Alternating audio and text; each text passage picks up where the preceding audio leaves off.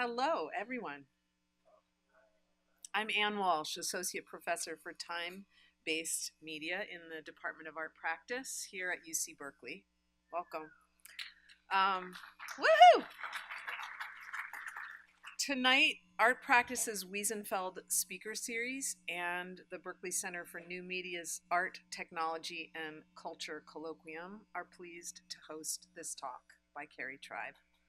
Both of these series are proud to be part of Arts and Design Mondays, a regular weekly series coordinated by the Office of Berkeley Arts and Design.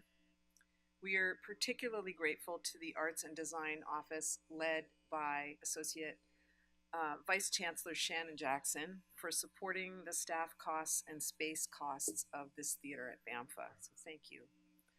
Yeah. We like being here. I'd like to also welcome you back before we've even done this talk. Next Monday, October 22nd at 6:30 for a lecture by the artist Shimon Ati here. And the book launch for our art practice chair, Alan D'Souza, on Friday, October 26th in Kroeber Hall. Yeah. Now, Kerry Tribe. I'm honored and thrilled she's here, as I've been an admirer of her work since we met almost 15 years ago, I think, just as I was leaving LA to come here to work at Berkeley. And I don't even remember how we met, but it was a kind of nice setup where somebody said, "You guys should meet and talk," and we did, and it was fortuitous. Since then, Tribe has built a tremendously rigorous and varied practice, one that I'm glad she's been well rewarded for. Her work has been the subject of solo exhibitions at the San Francisco Museum of Modern Art, at 356 Mission, Los Angeles, the Institute of Modern Art, Brisbane, the Power Plant, Toronto, Modern Art, Oxford, and Camden Arts Centre, London. She's recently the recipient of two of the most prestigious awards for American artists, the Herb Alpert Award from CalArts and the U.S. Artists Fellowship. Well deserved. This coming spring, Tribe will be a presidential artist in residence through the Stanford Arts Institute, researching a new project. Yay. Tribe's work has been described as, quote, exploiting the medium of film to coax a poetics of contradiction, unquote. And I would elaborate by saying that the contradictions that I think interest her are the ones that grow out of the tension between being and knowing, out of memory and perception, often in the guide of documentary, but treating a huge range of subjects. Tribe manages to explore the disquiet of subjectivity within language. I've learned so much from her work, and I ask you to welcome Tribe here tonight. Yay.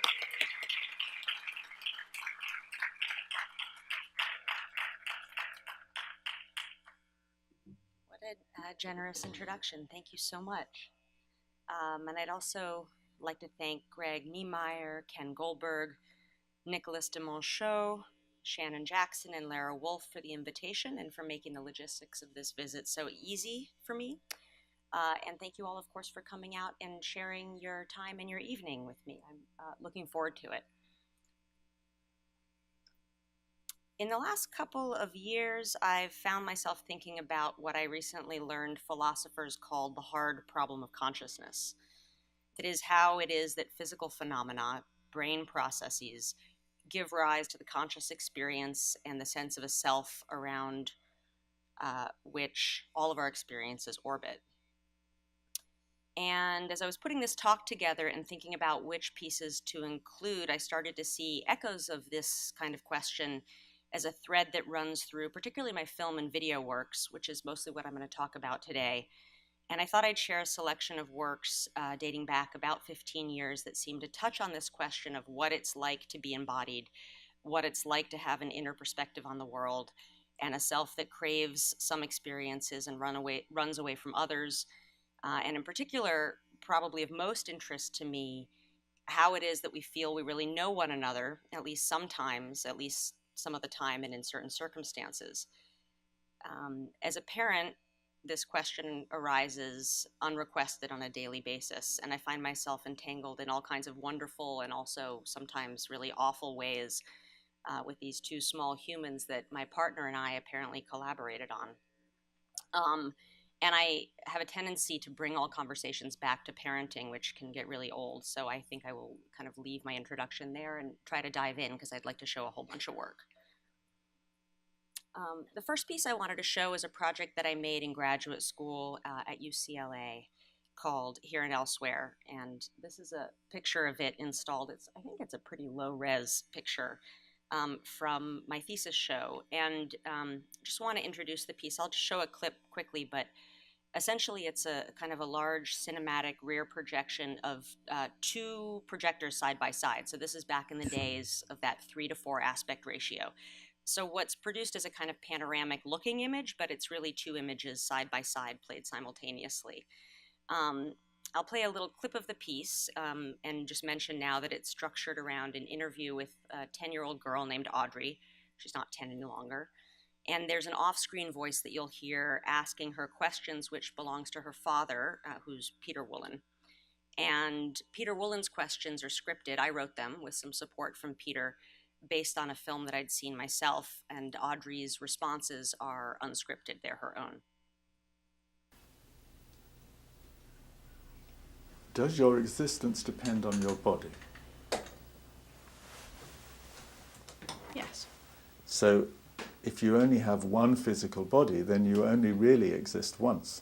Yes. But is your body changing all the time?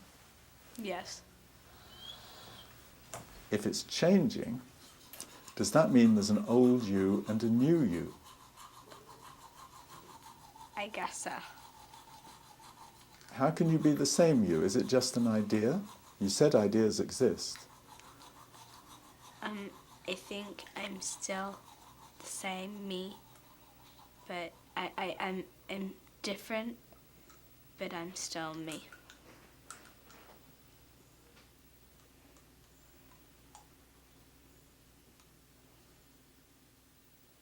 What does it mean to remember?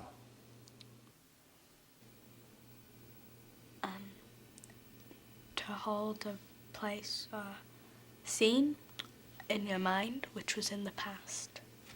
So can you remember anything? Can you remember the Roman Empire? No.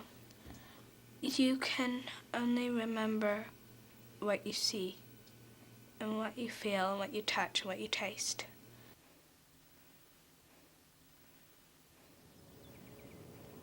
Try to remember something. Close your eyes if you like. Are you remembering? Yes. When you remembered just now, where did you go? Did you go back in time? Or did the thing you were remembering come forward in time to meet you now? I think they came forward in time. So do you think memory happens in the present, or does it happen in the past? But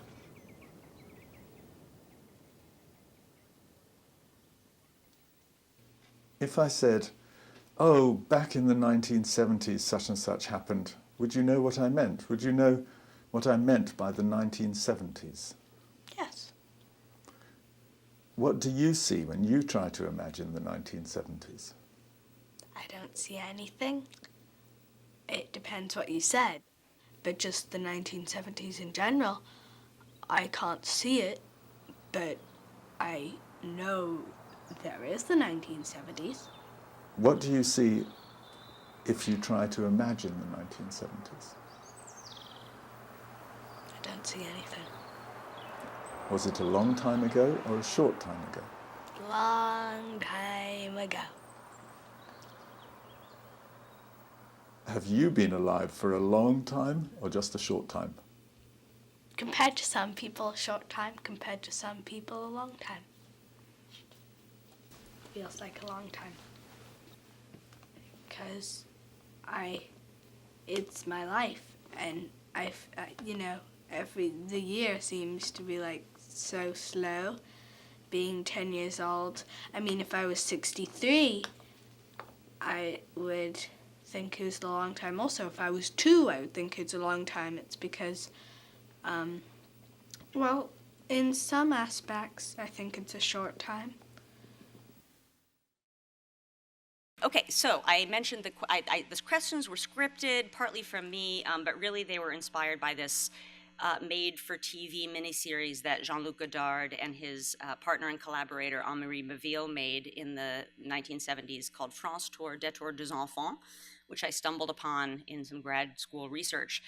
And Godard was asking these like really fundamental, critical, progressive questions of the 1970s about feminism and labor, and questions that resonated with things I'd been studying in graduate school about the image and existence and the institutionalization of power.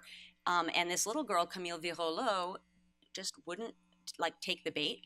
And she's so amazing because she, as much as I wanted to identify with Godard as this kind of father figure, and I felt like I was sort of a student trying to live in his footsteps or something, it was really this little girl that I identified with as this person who was like, and yet I have these experiences and I know them to be true, and they're true in an embodied way that maybe theory doesn't describe, but that means something to me. So I'll spare the long story of how I ended up finding this little girl, but it was really Audrey Woolen who kind of inspired the project that I made, and Peter Woolen, her father, who's a famous film theoretician and who's the first to write in English, I believe, about Jean-Luc Godard, kind of came with the package. I was looking for someone to play this voice-off character, and Audrey's mother, Leslie, said, well, it'd be a nice chance for her to spend some time with her father. Why doesn't he do it? So it's really all about her. And I wanted to bring it up now because it's the first time I'd made a work that was multi-screen, and as you'll see, I'm starting to notice that this idea of like 2 screens or a bifurcated vision or a doubled vision comes up a lot in my work, but it was the first time that I realized that one could use a kind of camera move and certain tropes of the moving image to try to underscore thematics that I was interested in exploring in the questions. So you walk in and you might feel like you're at the beginning of the piece, but it's a loop, and these questions around epistemology and representation and identity kind of circle around, and there's no real beginning. And I'm used to having this idea of like a perspective on the world being positioned, and the more, the broader, the wider the lens, the more you can take in. But in this case, just when you think you have a stable vision, things start to like slip in the middle or fall out of sync. And so this was it's kind of a breakthrough for me. And I should just also mention that the funny thing happens when you make work that's involves real people in real time, where you never really know what's going to come next. And so while I was thinking about this idea that I was introduced to through the writings of Roland Barthes, the idea that a photograph can document the past, but also when that past includes something that's no longer present, in Barthes, it's the man condemned to die, a photograph of him on death row, and he's dead, he's alive and going to die and already dead in the moment of that photograph. So too, this piece functions for me now because for some reason this piece is very popular and is always kind of showing somewhere around the world. And in this piece, Audrey's always 10 and her father's always in his 60s, and they always have this kind of relationship. But in fact, Audrey's all grown up. She was my student briefly at Cal Arts. She's an artist in her own right. She lives in New York, and her father, shortly after making this with me, was diagnosed with early onset Alzheimer's. And while he's still alive, he's really not the person who he was in this film. And so somehow the piece accidentally performed something that I was interested in exploring through it. And if I keep going, I'll start talking about all the bizarre coincidences that infiltrate my work, so I'll stop. The next piece I wanted to talk about is HM from 2009. And I start with this piece, this image, because this is what you always see when you approach the piece. It's a 2-channel projection, but the first thing you see is a kind of blank wall with 2 projectors, 2 16mm projectors. And I won't say anything else about it. It's a 20-minute roughly piece. I've excerpted almost like maybe 3.5 minutes for you to watch, and I'll talk a little bit about it afterwards. So here we go. During the operation, Dr. Scoville made 2 small holes in HM's skull. Through these holes, he inserted retractors, which he used to lift up the front part of the brain, the frontal lobes. Aspiration requires inserting a small instrument into the intended target and sucking out brain tissue. So Scoville proceeded to remove the hippocampus on both sides, along with cortex surrounding it, areas that we know today are critical for the establishment of long-term memory.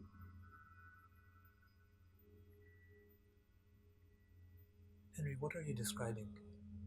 It's a dream you might have. So you weren't remembering anything just now?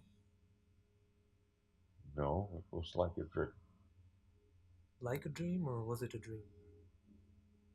Well, it was like reality, but still a dream.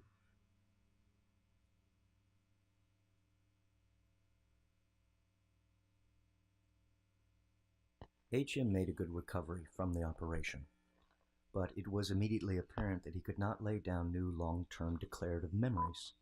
His immediate memory was fine, but the instant something distracted him, he lost all sense of what had happened just moments before. We now know that immediate memory lasts about 20 seconds. HM could therefore remember information for about 20 seconds before it was gone forever.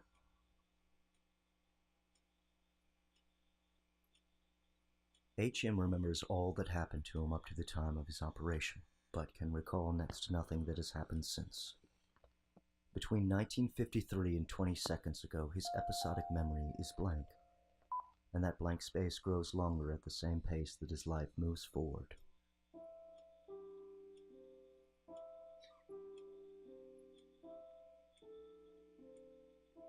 I grew up in West Hartford, Connecticut. One of my best friends lived across the street from me. Our houses had matching floor plans. We used to walk to school together, play hopscotch together. We even made a walkie-talkie with 2 tin cans connected by a string that spanned the street. My friend told me that her father was a neurosurgeon, but I had no idea what that meant.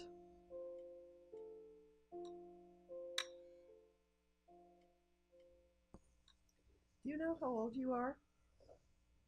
I know I was born in 26. Are you in your 30s, 40s, 50s, 60s, 70s? I think 40s or 50s, right there on the borderline of that. Where are your parents? In East Hartford. Are they there now? I think they are.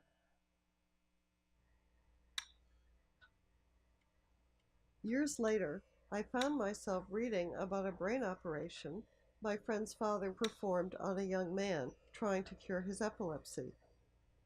The operation resulted in the patient losing his capacity to make new memories. My friend's father was William Beecher Scoville, and the patient was HM. So how many of you noticed that the images that you saw on the right side of the screen were exactly the same as the images that you saw on the left side of the screen just 20 seconds later? Not that impressive, people. Some of you. No, it's good. I don't want you to notice that because, as we know from research done on patient HM after this removal of the temporal medial lobe regions, including the hippocampus on both sides, because of that, we know that working memory in humans typically lasts tens of seconds, about 20 seconds. And unless you're actively paying attention, or unless for some reason an experience makes a strong impression, maybe you're flooded with stress hormones for one reason or another, you're likely to forget what just happened afterwards. So, and I think for many of us, this is really present right now, given the recent testimony of Christine Blasey Ford and the talk of norepinephrines in the brain, and why these memories that she has from her teenage years are seared into her memory in a way that for someone else, maybe it didn't have the same effect. So basically, unless you're kind of trying to figure out that relationship between the image on the left and the image on the right, or you're particularly taken by an image on the left and still thinking about it when it comes up on the right, you're likely not to really notice that you're watching each frame of a single film twice, two parts of one film offset by 20 seconds, or about 12 feet of celluloid, even though you've walked right past the apparatus that makes it pretty obvious that that's what's happening. So thanks to Henry Molaison and the scientists who studied him, including Suzanne Corkin at MIT, whose voice, the female voice that you heard in that, narrates much of the film. And by the way, his brain is now in lots of very slender slices and available online for scrutiny, and continues to reveal lots of interesting information about how memory works. We know a lot, really, about the neuroscience and the cognitive effects that produce memory. But then I also came across these transcripts in my work with Suzanne Corkin, who I need to say was incredibly generous with me, very enthusiastic about my project, really an open book, came out to the opening of the show and everything. But we had a couple of kind of central disagreements, and one was the value of these sleep studies that were done with HM by her students in the 1970s. When students would ask him while he was asleep with electrodes on, they'd wake him up and they'd say, "Henry, what were you dreaming?" And he would often report these sort of troubling episodes that to a more literary-minded kind of reader sound a lot like metaphors for the last thoughts of somebody who's about to undergo this terrible, frankly experimental operation. So, for example, in reality, before the procedure, Henry Molaison aspired to be a mechanic like his father, but in the sleep studies, he'd have these recurring dreams that he was a doctor, in fact, a surgeon, who was about to make a terrible mistake that would leave someone paralyzed or dead. In reality, as a child, Henry spent time in the lakes in northern Maine and swam with his family. But in these dreams that he'd report, he'd say that he'd ventured off to some underwater cave in which he would find it miraculously easy to breathe. But once he was there, he became terrified that he'd never have the energy to make it back. And so, while it was amazing to work with Suzanne Corkin in her lab, and, I started reading like science papers for the first time, the fact that she discounted this sleep research struck me as really weird and kind of problematic. And it kind of came to a fore only when I was quite late in the project and asked her about how she first encountered HM, and she revealed to me this amazing story that, in fact, her best friend as a child had lived in a house just like hers across the street, and that the father of that child, who was her best friend, was the doctor that performed the surgery. So I mentioned earlier that I, could go on and on about the value of coincidence and synchronicity, but I probably shouldn't. So I guess the point I'm trying to make is that this kind of bright line around what is scientifically quantifiable, around what's biological or bodily, kind of misses a point that seems fundamental to me, which in this case is that Henry knew there was something wrong with his brain, but he couldn't quite remember what. And I guess for me, the point is that we all find ways to account for the past in the present, but also for our present in the past, especially when the past that we're trying to make sense of is traumatic, or in a case like Henry Molaison's is literally something unimaginable or unimageable to the subject who lived it. And then this is a picture of me on set. This is not recommended, but I bring it in here to the lecture just to mention that the camera that I shot, a lot of what you saw was shot on a set in Valencia, California with actors. That was not really patient HM. But then all the footage that was sort of real, in the sense that I went back to these places that were significant to HM during his life, MIT and Hartford, Connecticut, and these lakes in Maine, was shot with a Bolex, which, as you may know, is a camera that has a hand crank, and you can crank it up and the motor will record for 20 seconds before you have to stop and crank it again. So while I didn't really use a lot of 20-second long clips from that piece of technology, it seemed like the apt tool to use in thinking about these kinds of questions. And the next piece I want to talk about is called Critical Mass. It's from 2010, but it was performed up until around 2013, 2014, when we ran out of steam. Has anybody ever seen Hollis Frampton's Critical Mass? Yeah. So you know what it's like. I'll describe it for the rest of us. It's a young man and a woman have a conversation. You see them there, and it quickly erupts into a screaming argument that goes on and starts going around in circles. But what we see and hear isn't actually the linear argument, but rather what Frampton did with that footage, which is to shoot 3 rolls of film back to back and 1 long recording of magnetic audio recording for sound, documenting this improvised argument between 2 film students that he met at SUNY Binghamton, And that original pro-filmic event took about 8 minutes. And then he made 3 copies of the film and snipped them into little pieces and reassembled them so that the film moves forward, but only kind of in a 2 steps forward, 1 step back fashion. So as you're watching it, you're experiencing also this kind of critical mass of understanding, or the implosion of understanding, or the misconnection between those 2 people. And I saw this film in a movie theater in LA, and I totally loved it. And I loved that it was, I loved that it was from the 70s, because that's like this moment that I have a lot of projected sort of fantasies about. And I loved that it was highly structural, and that it was, kind of human, but had been somehow abstracted. But I also loved that this argument that this hetero couple in the 70s was having was like so familiar to me from my own life and from our contemporary culture now, where you've got this man who wants more freedom and he doesn't want to be, held down and pinned down and where have you been, and this woman who just wants to connect and wants honesty and understanding, and it just ends up kind of imploding. So I had what I like to call one of my dumb ideas, which was to see what would happen if you took the film out of the structuralist film. And I basically tried to reconstruct, by watching the piece over and over and over and over again, what this original argument between this couple really was. And from there, to realize, knowing that he'd made 3 copies of the film, how it was that he might have edited it. And from there, to develop a kind of musical score as a script that I had this idea maybe 2 really talented actors could memorize and perform live. And it took like 6 months. It took like 3 months for me to figure out what the script was with the help of performers, and then about 6 months of intense rehearsals before they were able to do it. So it was performed at the Hammer Museum in Los Angeles first, in LAX Art, and then at the Walker in Minneapolis, at MoMA in New York, and the Tate in London, which is where this picture comes from. And the actors that you'll see they're amazing. They're Emily O'Hara and Nick Huff. And they contribute a great deal to the interpretation of this piece. And what else do I want to tell you? It's just really different when you see it in a theater. If you could imagine somehow the 2 of them standing here in front of you having a blowout, it's kind of excruciating when you're in the room with it, as is Frampton's film, frankly. So anyway, it's a 25-minute film, and then my performance is 25 minutes long, and I've got like a 2.5-minute excerpt to share with you, which should be playing right now, and is not. Let's see.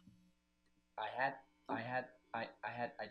just had to get away for a while. That's all. Get away for a while. That's all. Had to get away. That's all. Had to get away. And I wasn't far.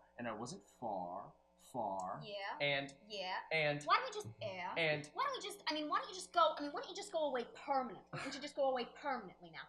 Permanently now, Just make it, Look. Just make it. Look. Let's make it. Just make it. Look. Let's make it a little bit more permanent. Because I don't dig this shit. Dig this shit, you know? I mean, you owe me, no? I mean, you owe me a little bit. You owe me a little bit of courtesy.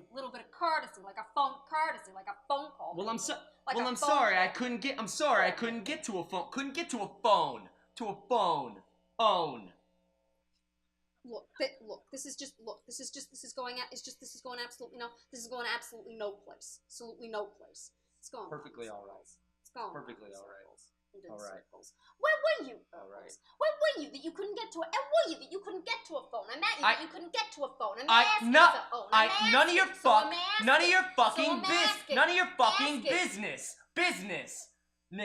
You don't have to know. Own have to know, and it's not to know, and it's none of your business.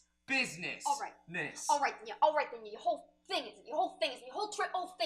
trip is none of my business. The whole trip is none of my business. I don't ever want none of my business. I don't ever want to see you. Get the hell to the apartment. Get the hell to the apartment. Clear the apartment. Clear out your crap.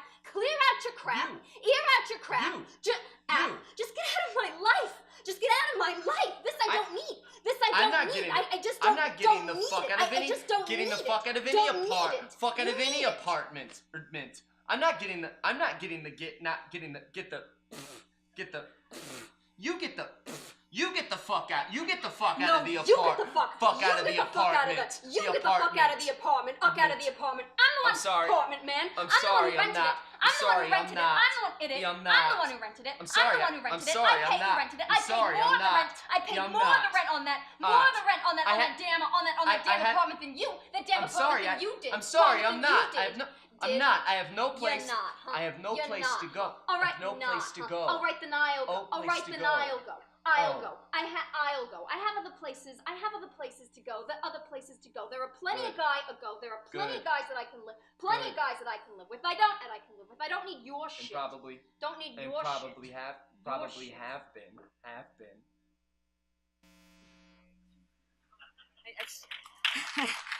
But yeah, they're amazing. I heard somebody in the audience go at the end, which is exactly how I felt watching this. It's like, even despite all the editing and the staggering and all the distance, you kind of can't help but empathize. And so that was something that was interesting to me. And I should just say maybe a couple of words about this idea of the 70s. A teacher of mine, there's a lot you could say about the 70s, but a teacher of mine, Mary Kelly, who's really interested in psychoanalysis, asked me about the 1970s and my work. And I said, I don't know what it is. I was born in 73. I'm too young to remember it, but I feel so structured by this moment because of what was happening in art and film and feminism and politics and technology. And she said, oh dear, it's just your primal scene. And I thought that was kind of great because it's like this structure. I mean, I'm sure we all have these sort of things that we return to, these moments that for us feel totally formative, but somehow like we missed entirely. So we're not like, our origins aren't where we think we can pinpoint them to be. And I'm moving this thing off. All right, I'm going to just keep going. Okay. So Aphasia Poetry Club, 2015. So there's a definition of aphasia. In 2012, I received a Creative Capital Foundation grant to make a new work that I said would have something to do with the neurological condition called aphasia, which has to do with damage to the language centers of the brain, typically as a result of stroke, usually, or some other kind of traumatic brain injury.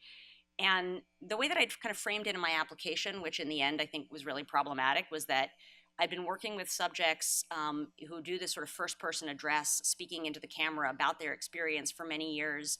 And I thought it would be really interesting I thought it would be a great idea to see what would happen if people were solicited to participate in a project where they were basically there because their ability to describe their experience, trying to talk about themselves, was a kind of conundrum or impossibility.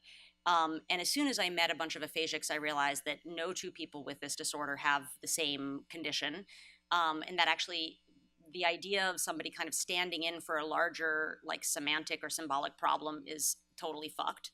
And that the people that I was meeting with had a lot more to kind of teach me than I did, I think, have to teach them or to use them in some way for a project. So I looked around for support groups and stroke survivor groups and things like this, and I eventually heard about a group at Cedars-Sinai in Los Angeles, where I live, that had been meeting for almost a decade. And I went to them and I said, I don't have aphasia. I'm an artist. And I am not planning on making a documentary that will shed light on the problems of aphasia. I don't really know what I'm doing, but I'd like to sit in with you and get to know you and see if a project might grow out of it. And they seemed game. And I actually, after a few weeks, they got used to me being there, and I was involved in conversations, and they sort of said, well, like, what is it that you might make? And so I actually screened HM, the piece about the amnesic man that I showed you a clip of earlier, for them, because I felt like that would be the piece of everything I'd made that would be maybe the most difficult, as reliant as it was on memory and working memory and short-term recall, for them to kind of get. And they loved it. And the responses that they had were quite different from what I'd heard from anyone else. But I really, truly believed that they understood the project and my interests in a way that I wasn't expecting.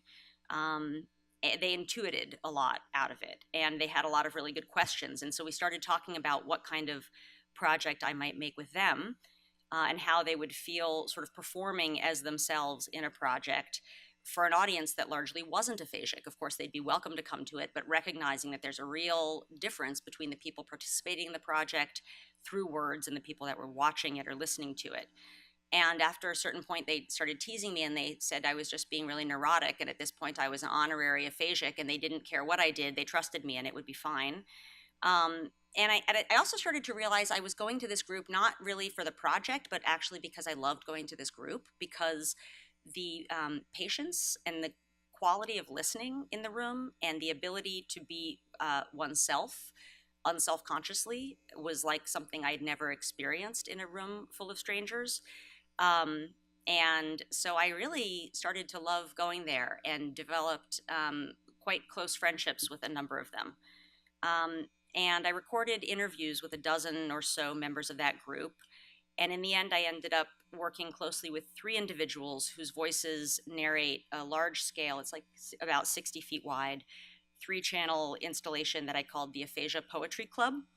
And the first person, I'll also just sort of give a little credit to these 3 people. Chris Riley is the first person, and that's a picture related to his part of the film that appears there right now. He had a stroke, but before that was a very serious artist and photographer who had made a really interesting book about the killing fields in Cambodia, and had discovered these negatives that had been disappeared, and worked with a collaborator to reprint these negatives, and had given a lot of thought to what it means to try to image trauma and image loss. And he's incredibly optimistic and very articulate in this kind of funky, aphasic way. And I identified with him a great deal, and so I knew I wanted to work with him. And the second person in the project is named Dale Benson, and the animated image you see there is from a kind of climax to his part of the film. Dale's a Vietnam veteran, a former Navy SEAL who developed PTSD, and when he got back to the States, he became a Hollywood producer, and he worked on Rambo, I think all of the Rambos, or a bunch of the Rambos. And then he had a stroke. And after he had a stroke, he found it very hard for people in the film industry to take him seriously. And his greatest wish was to make this animated film for children that would play on television, in which animated characters could really, truly communicate through music. And I tried to work with him to produce such a thing. And I started to realize that it was very important for Dale to have this project be something that was always one step in the future. And as we got closer and closer to it, it became clear that finishing it would have been a real problem in his life in a lot of ways.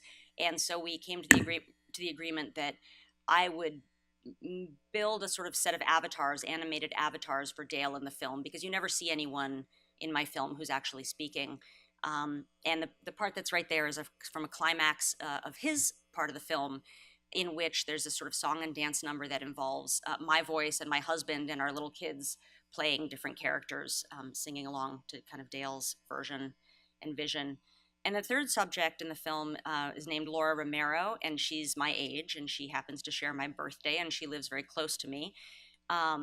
And she was a creative director for an internet company, and her husband was an artist who had studied at Arts Centre, where I teach, and so I really naturally identified with her as well.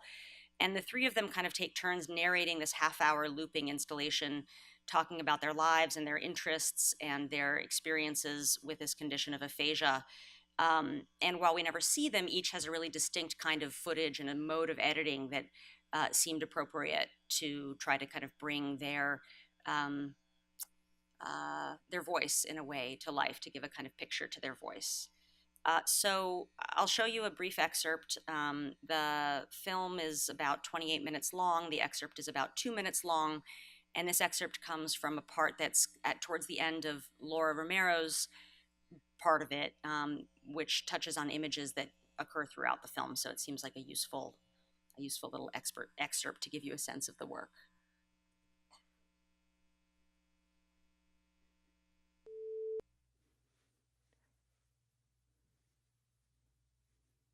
I want to get there. I want to try to get there. It's almost right there. But I can't get to it. It's almost there, but I can't get to it. But I try to get to it. Is that weird? I'm aphasic, and you're an artist, but we have a commonality of trying to express ourselves. That's what I think is common, is that it's the same. At least for me, that's why, I don't know, we entrust you to use you through it because it's like 2 layers deep. But trying to get you, I don't know. I know what, even now, I know what I want to say, but I want to say it more eloquently and write it down or try to figure out all these ways. It's not coming the way I want to, but regardless, it's the same experience, right?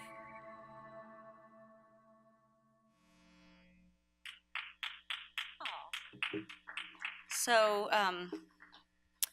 I chose that excerpt also because Laura so beautifully articulates the struggle that aphasics have to express themselves, and also I think the struggle that I felt over the years, trying to figure out how to get these things that are art projects and don't have to adhere to any pre-existing parameters, to do justice to the questions that I was thinking about. Like, I have a lot of anxiety around making work and a lot of struggles around finding the form and the right way to say something. Because as an artist, the way you say it is what you say. And so I felt like Laura really nailed this idea that, while of course it's not the same experience, an artist like me struggling to find the right form to express myself, and a person who has got aphasia struggling to find the words that they used to know. But, I think together we sort of developed these tools that helped me understand why I was drawn to this disorder in the first place. And probably really helps in a way, working with these people helped me kind of understand why I'm an artist or why I keep wanting to make art, and that there's something in that kind of struggle to figure out how to make something that will land for the viewer, that I can have confidence is, supporting a kind of enacted experience for them that I want us all to have. But none of it's certain. It's not quantifiable. It can't be scientifically proven. So I want to move on to the next piece. How are we on time? I feel it's getting late. I'll move on.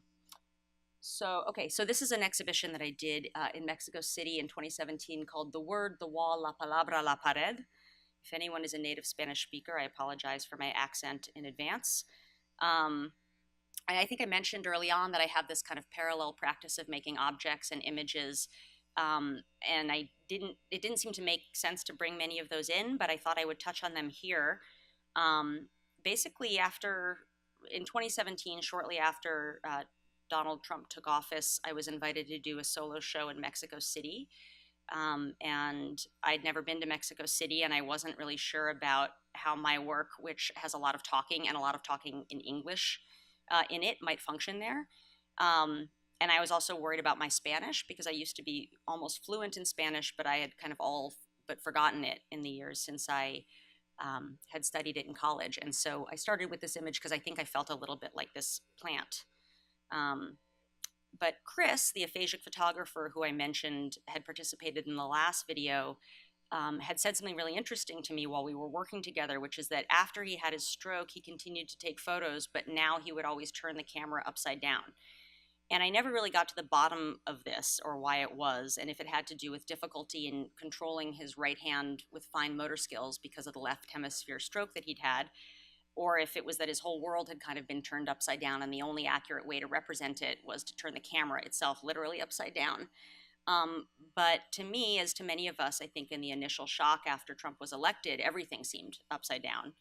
And so that kind of thread of an idea or a connection inspired a project that involved turning the gallery upside down in a certain respect, where these photo lights that should be illuminating plants are installed on the ceiling.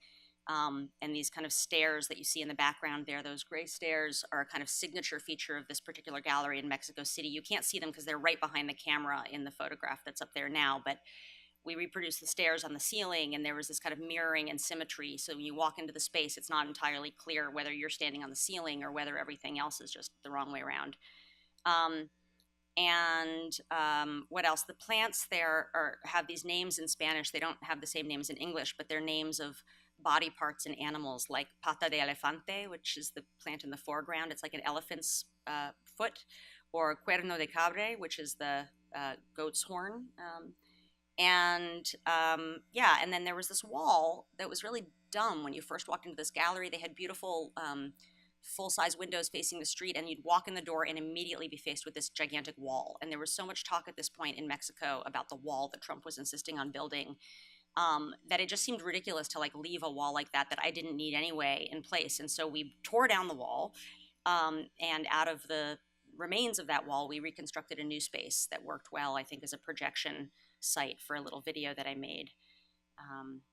And it's a bilingual piece, with Chris speaking his aphasic and funky English and me doing my best to try to sound natural in Spanish.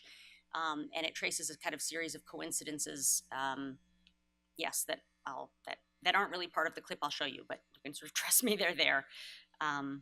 It's an 8.5-minute piece, and I'll show a 2-minute excerpt. You'll hear Chris first and then my voice afterwards. Brain? Molecules, billions, atoms, spiraling, speaking, and thinking, and speaking, but concentrate, keep going, talking more, but slowly better.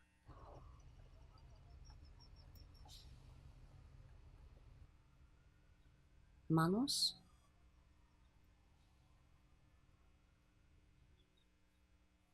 dedos,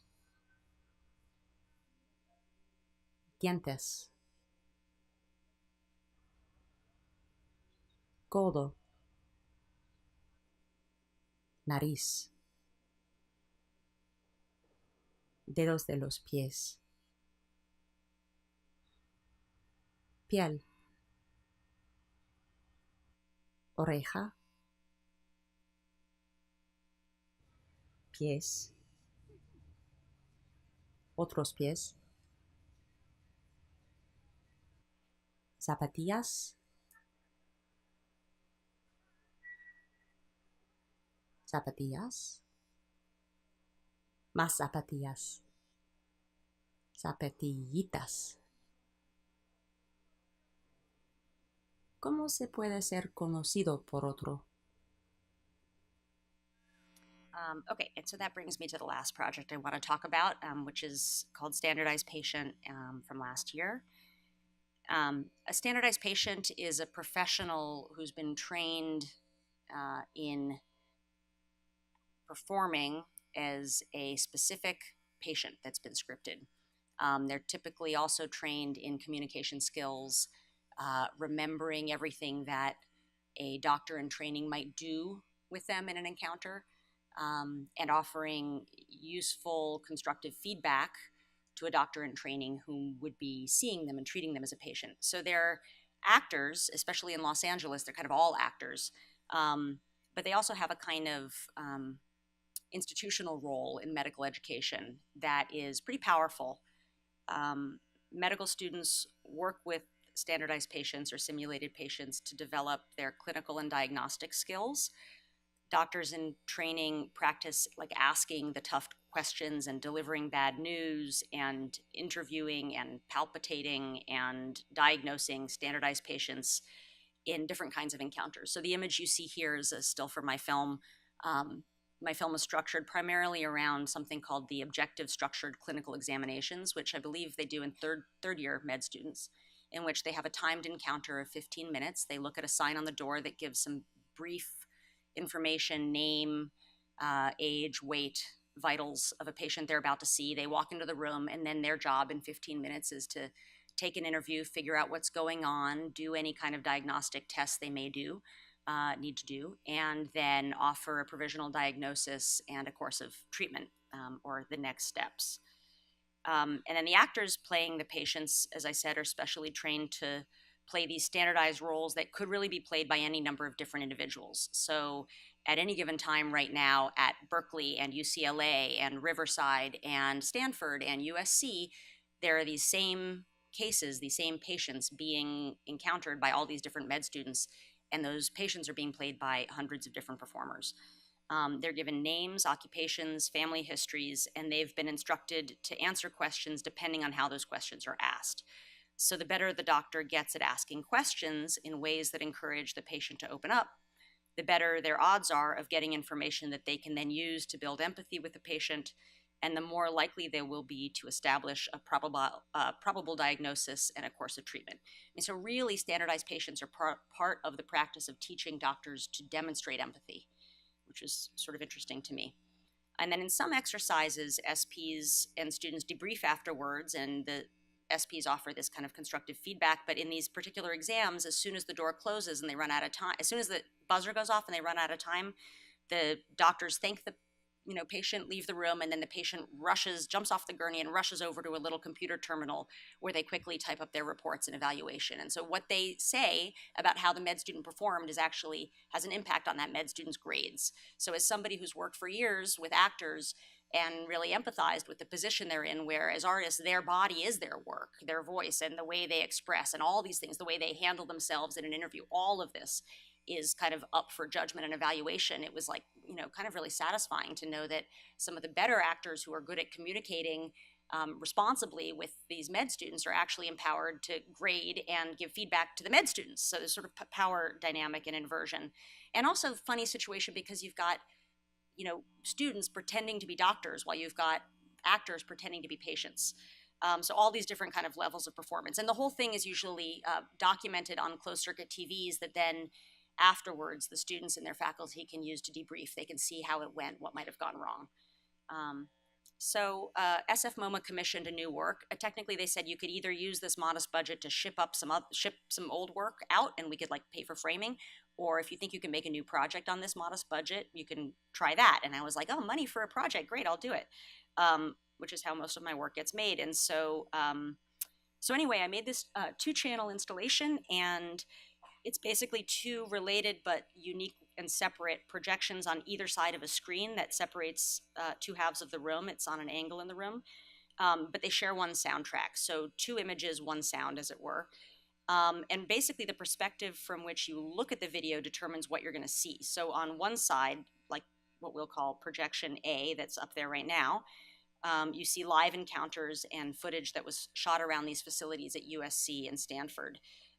Around these sort of simulated encounters. But on the other side of the screen, while you're hearing the same conversations taking place, you see projection B, which includes all these other kind of visuals, mostly stills, that are related to the case at hand, but culled from this sort of repertoire of imagery and text that is available to each party in preparation. So the background kind of institutional documents, the image that's up now would be the kind of text that would appear on a door at the beginning of an OSCE.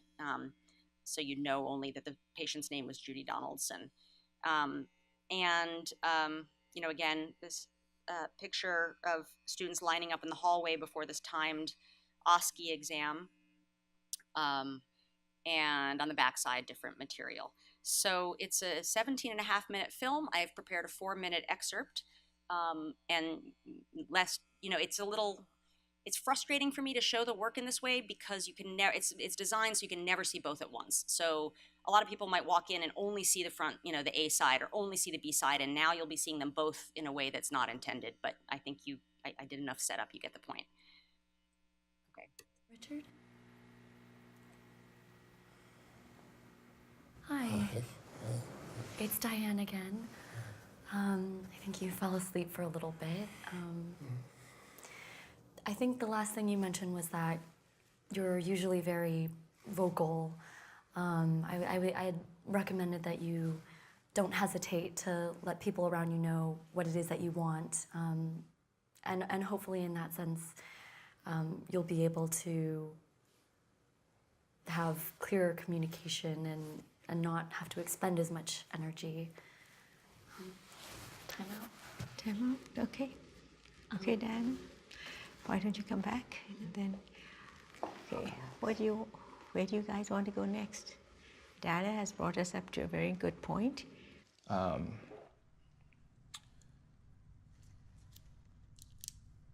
Are you on any medication now? Yes. I take Ritalin. Ritalin? Okay.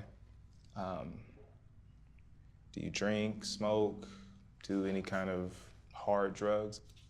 I don't do any drugs. Do you drink? Yes. Do you smoke cigarettes? Yes. About how many did you say you smoke in a day? I think it depends on the day. Depends on the day. Yeah. Okay. How's your family history? Do your parents have any illnesses, any diseases, anything, heart diseases, heart problems?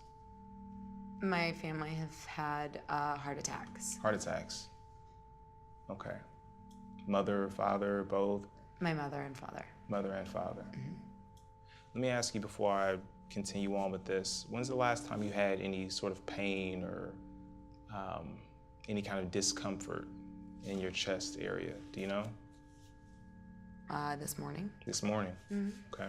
And you were just getting ready, daily activities in the morning? Yeah, it's pretty regular, just getting ready for work. And just getting ready for work? Yeah, heading out the door. Okay. So first of all, what's this? Well, that's a pen. Okay.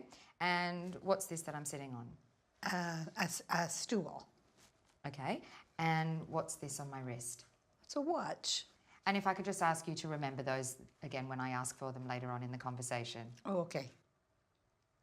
And can you tell me where we are right now? We're right here in your office. And more specifically? We're in Los Angeles. Okay. Can you spell world backwards for me, please? World. World. D R L W. And can you remind me what those three objects were? Oh, yes. Pen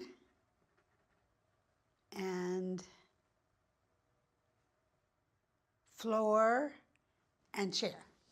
So, Mrs. Matthews, this is something I know you really want to get your knee today, but my biggest concern is getting you. That's a good way to do it. And the big concern I have is if this is something that's actually serious, you might not make it your knee today. What I'll do is I'll have the nurse come and accept the EKG machine. I really hope that you consider staying to get these tests done. They're really important.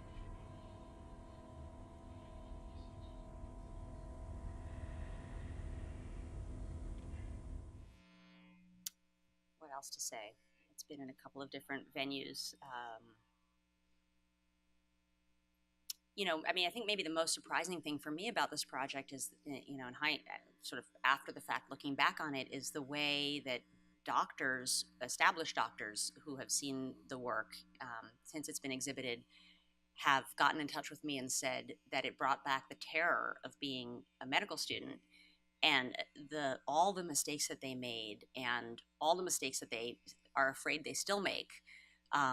And that was really somehow very heartening to me, that just sort of that recognition that we're all performing these positions all the time that, from the outside often seem they're like stable and fixed and happy and secure, but everyone is kind of making it up as they go along. I mean, obviously they're well trained to do this, but also I think it's terrifying to deal with another human's body and feel responsible for it.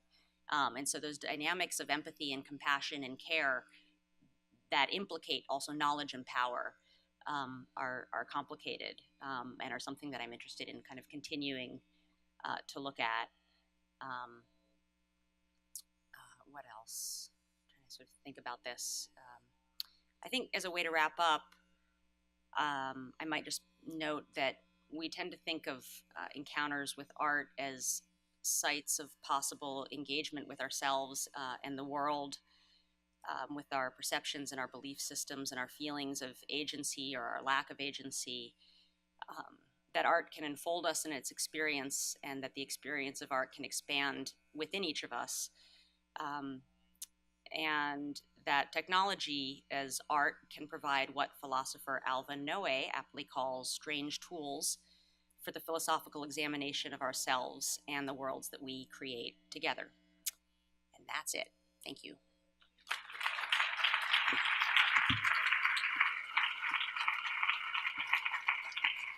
So for me, the fun part of this, I know some of you are probably here longer than you intended to be, and no hard feelings if you want to leave, but I think we have time for a few questions and answers, and that's the fun part for me because I talk about this stuff all the time.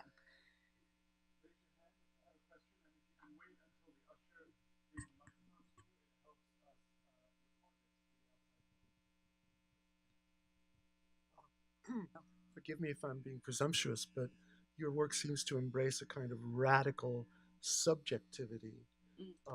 And I wonder if there's, as you look at it, having been there at the genesis of these memories that are fading even as you put your thing together, do you find yourself ceasing to believe in an objective event that happened? Right? I mean, how would you measure such a thing? I think objective events happen. I think that their meaning is largely subjective. That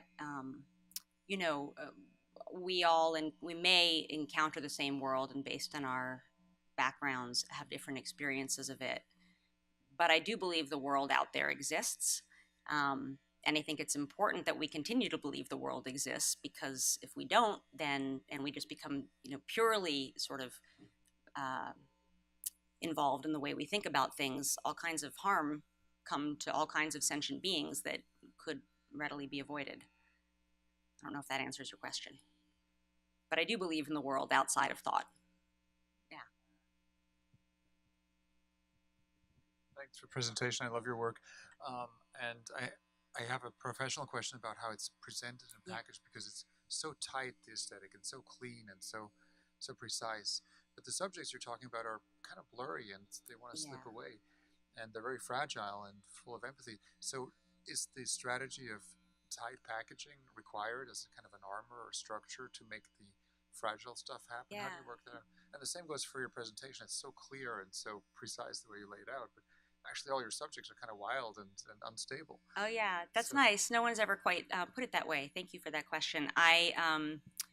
Yeah, I mean, I don't know. I'm kind of like in the thick of things when I'm making these projects, and usually at the end they kind of come together, and it's a lot of, like editors will say that most of the film is on the floor still. I don't know if anyone says that. I said that completely wrong, but yes, you know what I mean.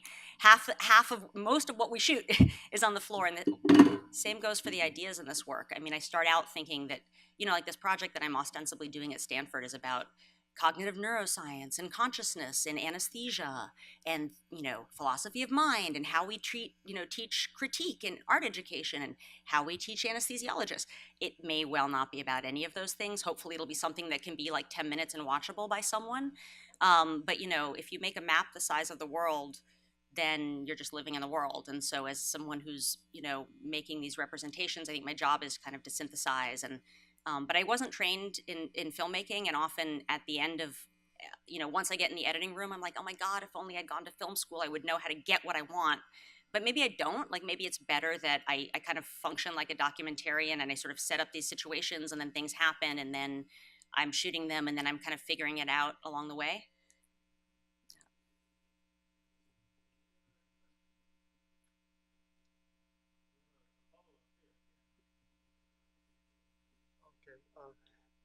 If I might suggest something to you. Please.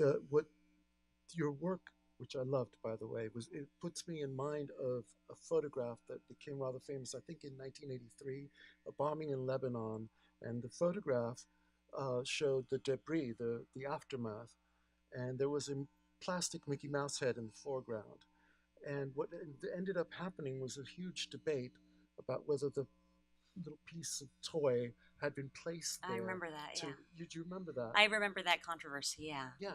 And I wonder if at some point you find yourself treading on, because these are lovely people you're speaking with, right? These are their memories and their afflictions, right? And I sense that you're very sensitive to their plight and empathetic. So how do you balance that and still make a potent statement Yeah, about memory. It's really hard for me. I'm kind of waiting for the other shoe to drop and someone to tell me that I'm an exploitative, like horrible person. And I think I'm interested in the ethics of representation, which is kind of what we're talking about, but I don't know that there's like a clean sort of way through it. And the work is surprisingly autobiographical, actually. So it may not be evident, but in the standardized patient piece, about 2/3 of the people you see there are standardized patients, even people playing doctors in some of those scenes. So, and because these case studies, the case patients are proprietary information that end up on important med students' exams, we couldn't use any of them. So I work closely with people that develop the cases to make my own cases that would kind of medically pass muster, that would test the right things. But they're all cases that are very personal to me and my own experience. And so it's kind of through my own, it sounds incredibly cheesy, but we only have one life, right? And we take the risks that we're going to take. And so I kind of put myself out there in the work, and I will step in it one of these days. Maybe I already have, but for now, it's like incredibly gratifying when, to do a talk like this and have people like nodding and be like, yeah, I feel it. Because that's the kind of connection that, kind of keeps me going. And that's what's exciting about it. So that's maybe part of the subject matter of the work, but also maybe the way of the work. And I've figured out that I'm kind of allowed now at the place that I'm at in my career to cold call people I'm interested in and be like, what you do is super interesting and I'd like to know more about it, and can we find a way to make something? But there's a lot of trust involved. And I also tend to do what documentarians tell you never to do, which is I show my subjects the work in progress a lot, which maybe I wouldn't always do, but particularly in the project with people that have aphasia, it was important that they see it, that their significant others see it, that people that they trusted to help them make sense of what it was saying thought they would appreciate it, that it would work.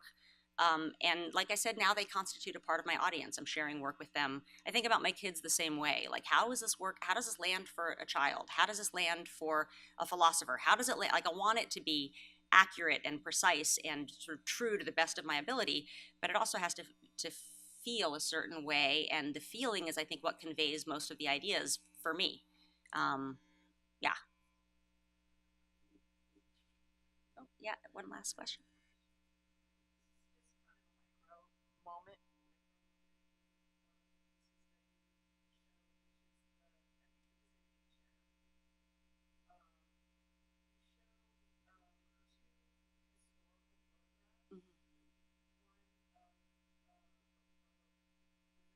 Mm-hmm.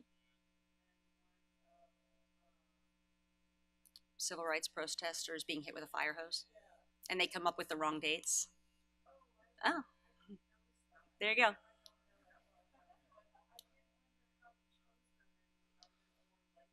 Yeah.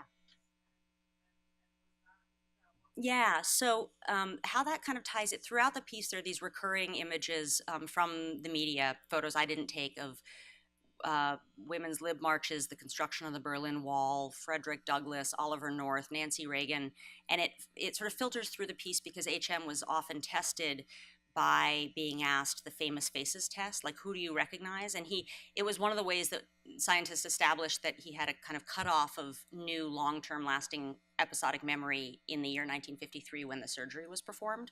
So he could recognize faces, famous faces from before that time, but is totally unaware that, we ever walked on the moon. And he's not, women's lib means nothing to him. But for me, it also, because the piece is structured as one film that I had to edit in such a way that you'd always be seeing two parts of it side by side, there's this way that like history keeps repeating itself.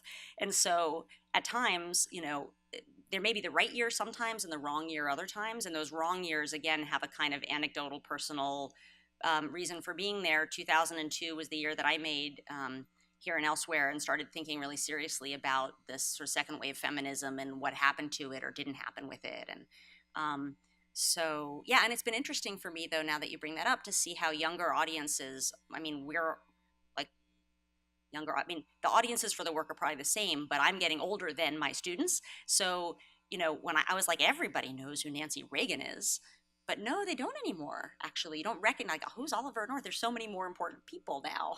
Problematic. So anyway, so it's sort of intended to be, and with the idea kind of that when you're watching it, you're like, what the fuck? Like, who is that person? That you feel a sense of a little anxiety around, like, am I supposed to catch both at once? Where do I pay attention? Am I wrong?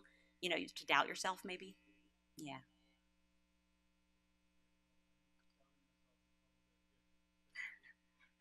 Okay, thank you. Thanks.